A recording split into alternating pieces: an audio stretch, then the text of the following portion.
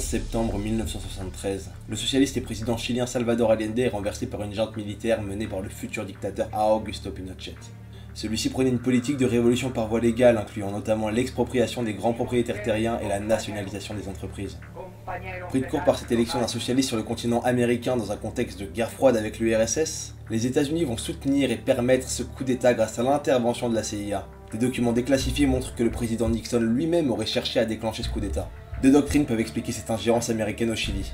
D'abord, la doctrine Monroe, développée au XIXe siècle, qui réserve aux États-Unis un droit d'intervention dans les affaires des pays du continent américain, et le rollback, développé par Dwight Eisenhower en 1952, qui vise à refouler le communisme par tous les moyens, le faire reculer.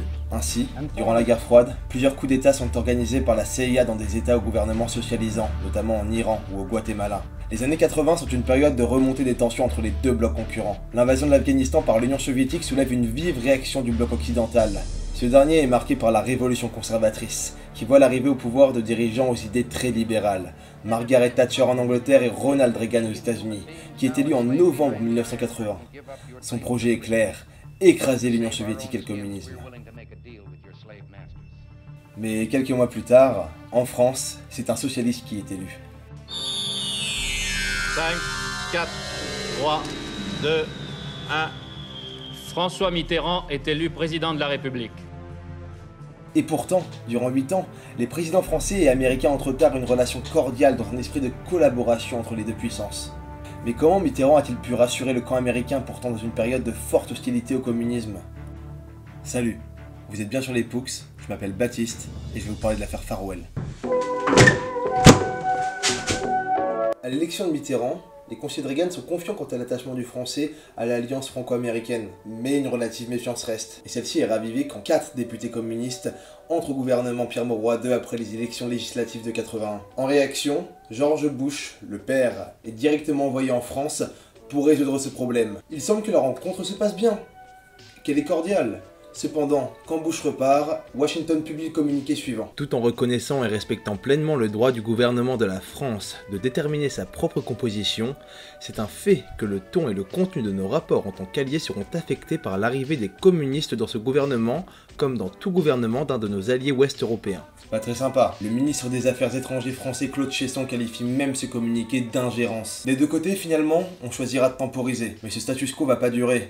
Rapidement, les USA seront rassurés. Farwell, ça veut dire adieu en anglais, c'est le nom donné à une source devenue agent double pour les services secrets français. Vladimir Vetrov, c'est un soviétique né en 1932 à Moscou dans une famille modeste. C'était un élève brillant qui a pu faire des études dans une école d'ingénieurs à Moscou. Une personne sportive, un père aimant et le citoyen modèle s'appelait au KGB. Très vite, le KGB tenteront de le recruter et lui feront suivre une formation d'agent secret. Là-bas, il apprendra l'espionnage, le français et l'anglais. En 1965, il est placé à l'ambassade de Paris où son rôle est de prendre contact avec des ingénieurs pour récupérer des technologies et les faire fuiter en Russie. Il fut rapidement repéré par la DST, l'ancêtre de la DGSI, notre force de contre-espionnage, et celle-ci prit rapidement contact avec lui. Au-delà de ça, avec sa femme Svetlana, il a adoré la vie à Paris. La bouffe, les gens, la culture, le pinard. Surtout le pinard. Mais on y reviendra. Mais malheureusement, 5 ans plus tard, en 1970, il est rappelé à Moscou, ce qui lui met un grand seum parce que d'une part, il adorait la France et d'autre part, il sait que ça marque la fin de ses promotions. De plus, il vit mal la situation de l'URSS qui se retrouve obligé de voler des technologies pour maintenir la tête hors de l'eau plutôt que de développer les siennes. C'est une situation qu'il juge humiliante. Et donc, une fois revenu au pays, il reçoit un bon poste au KGB à la direction T, à savoir le service d'espionnage concernant l'espionnage industriel et scientifique. Et donc, une fois rentré à Moscou, avec son seum en poche, il rappelle un ami français, Jacques Prévost, un cadre de chez Thomson, le fleuron de l'informatique français. Puis avant de quitter la France, Vetrov a eu un accident de voiture alors qu'il conduisait une voiture de fonction de l'ambassade, alors qu'il était totalement torché. Ça aurait pu le mettre grandement dans la merde, mais grâce à Prévost qui a fait réparer cette voiture en urgence, Vetrov s'en est tiré indemne. Depuis, il considère avoir une dette morale envers lui. Ainsi, à cause de son seum et un peu de cette dette, Vetrov se propose pour être une taupe pour la DST au sein même du KGB pour faire fuiter des documents hautement confidentiels de l'URSS. En fait, il faut clairement comprendre que la guerre de l'espionnage était absolue à l'époque. Moins de 10 ans avant, Gunther Guillaume, membre de la chancellerie d'Allemagne de l'Ouest, proche conseiller de Willy Brandt, s'était révélé être un espion de la Stasi. C'était un espion est-allemand. De chaque côté du rideau de fer, finalement, les espions sont partout et sont un enjeu majeur de la guerre froide. D'autant plus que l'URSS est en grande difficulté économique. Les années Brejnev ont été formidables.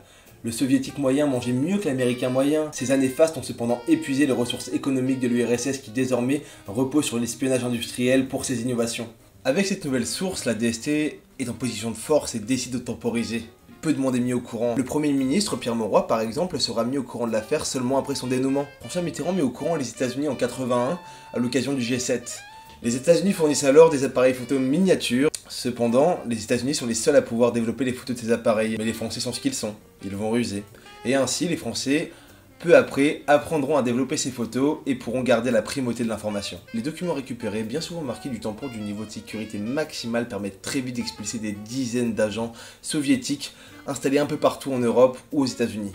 Et également, ça permet de faire fuiter de fausses informations. On pense par exemple à l'explosion du pipeline transsibérien en 1982. Un pipeline qui avait coûté un fric monumental à l'URSS. Et en fait, les plans de ce pipeline qui avaient été récupérés via de l'espionnage industriel étaient des plans défectueux, volontairement transmis à un agent russe dénoncé par Farwell. Finalement, à cause de Vetrov, l'URSS déjà en retard technologiquement et économiquement après les années Brejnev a perdu son seul ressort qui lui permettait de garder la tête hors de l'eau. Andropov, l'ancien chef du KGB qui était désormais leader de l'URSS, savait déjà que la fin approchait. C'est en découvrant les rapports d'Andropov que Gorbatchev précipite la fin de l'URSS et amène à sa chute.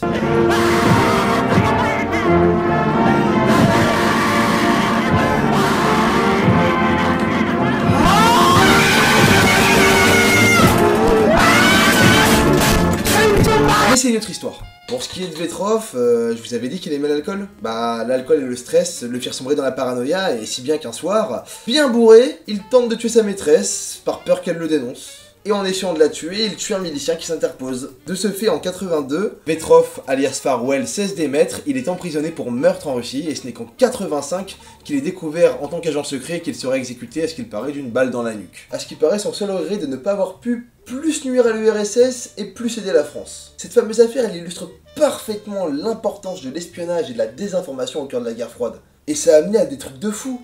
Genre par exemple, Ronald Reagan qui, à la fin de son mandat, se dit « Non mais en vrai, venez on invente le plus gros mytho de l'histoire, ça se trouve ils vont tomber dedans. » Et il annonce en grande pompe la guerre des étoiles, Star Wars. Et en fait, c'était vraiment un truc de con, c'est-à-dire qu'il leur a dit « Les gars, on a réussi à développer un système laser, spatial, astrophysique, tout ce que vous voulez. Et avec ça, on peut détruire en orbite les ICBM. Vous savez, les missiles de grande portée qui font... Bah les Russes, ils y ont cru. Pas qu'un peu. Ils ont complètement investi plein de thunes là-dedans, alors qu'ils avaient déjà plus de thunes. Le contre-espionnage.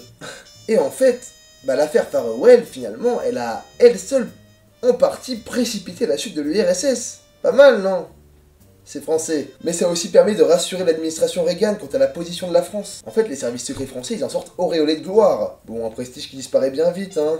Et sous les époux Turange... Ce sont des agents de la DGSE qui ont coulé ce bateau. Mais c'est une autre histoire.